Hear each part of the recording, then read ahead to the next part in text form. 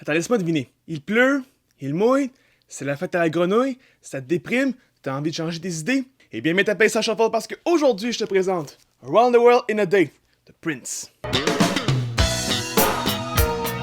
Around the World in a Day est le 7e album de Prince et le 3e avec son band The Revolution. Around the World est l'album le plus psychédélique de Prince, sorti 1 an après Purple Rain. Et si ça vous a pas déjà convaincu, je vous donne 3 raisons pour écouter ce chef-d'œuvre.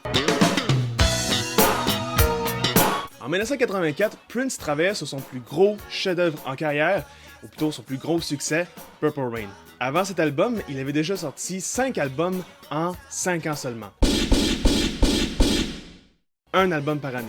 Quand même fou. Purple Rain fut le plus gros succès de Prince en carrière. Un succès qu'il n'aura jamais réussi à dépasser. 13 millions d'albums vendus seulement aux États-Unis. Alors en 85, l'année suivante, quand Prince prépare son nouveau projet, ses fans et son label s'attendent à un album avec les mêmes sonorités que Purple Rain. Sauf que c'est pas le cas. Prince dit non, je vais faire la musique pour moi et pas pour vous. Et ça donne Around the World in a Day. Et j'aime les artistes qui prennent le temps de s'écouter eux-mêmes et non le public. Ça donne un son qui est plus honnête et qui est plus apprécié. Donc Around the World in a Day est l'album que Prince voulait vraiment faire et je trouve ça génial. Pour ceux qui l'ignorent, Prince était un mégalo. Il produisait, il écrivait, il interprétait, il faisait tout dans ses albums, ou presque.